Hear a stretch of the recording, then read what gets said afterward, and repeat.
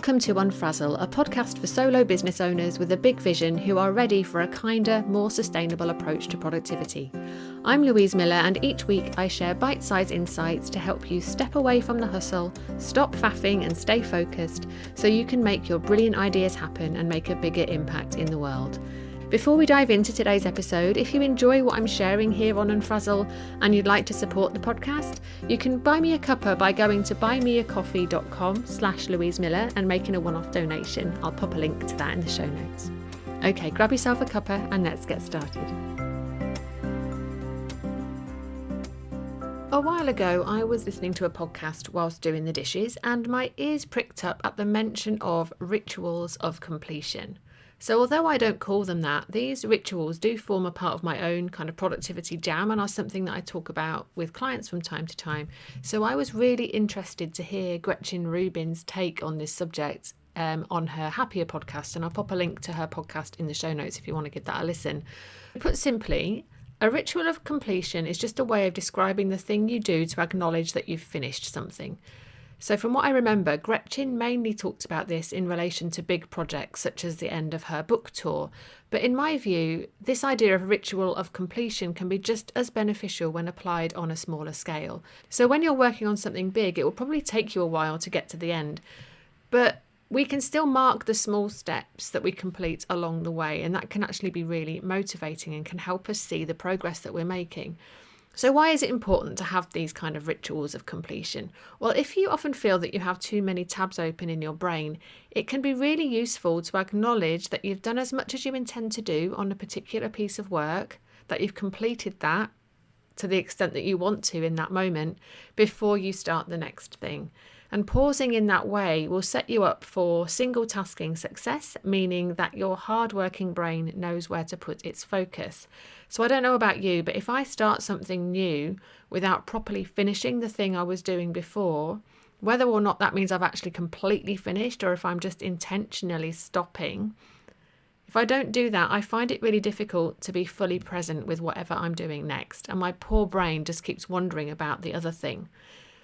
If you're wondering what kind of mini ritual you might create to mark the completion of something, a really easy, simple thing that you can do that can make a big difference is to put things away and close stuff down. And I know that's not very glamorous. I'm sure you can resonate with this. It's so tempting just to reach for the next thing that we want to do without tidying up after ourselves. And then before you know it, your desk can become an overwhelm-inducing resting place for endless piles of stuff. Right, so, speaking personally, if only I had taken that time to pause and put things back in their rightful place when I finished working on something, I know that I would have felt so much calmer in my last 9-to-5 office job when I was just surrounded by chaos. I also recommend that your ritual of completion might include some kind of a break. So I've gone through phases where I would mark the transition from one piece of work to the next by doing a spot of hula hooping in the garden, or when the weather wasn't quite so appealing, juggling. And just a quick update, I have nailed the hula hooping, but I'm still terrible at juggling. But moving about and using a different part of my brain gives me a really lovely boost of energy and makes it easier for me to switch to the next thing. So those are some of the ways in which rituals of completion can help, in those smaller moments day to day as you're switching from one task to the next with intention. But what about the bigger things, right? We don't all have book tours to celebrate, but you may well have a project on the go, or you might be working with a client for a fixed period of time and that's coming to an end. But what ritual of completion could you come up with to honour those things when they are finished?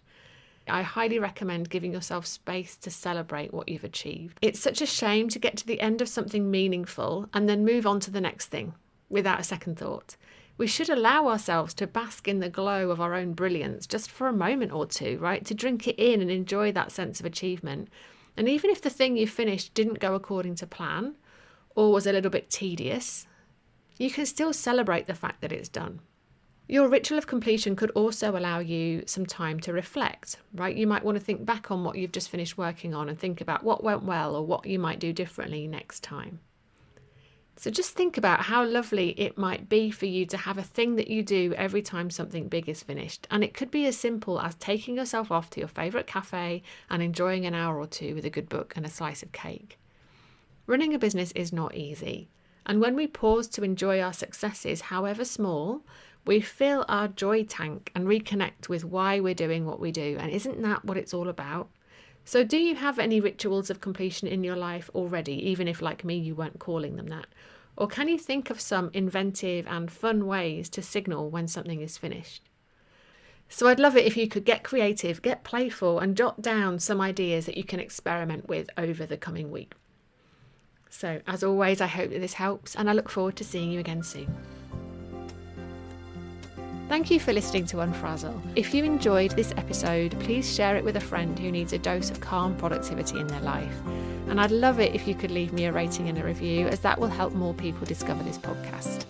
If you'd like to hear more from me to help you stop faffing and take back control of your time, you'll find a link to join my mailing list in the show notes, and I would really love for you to join us.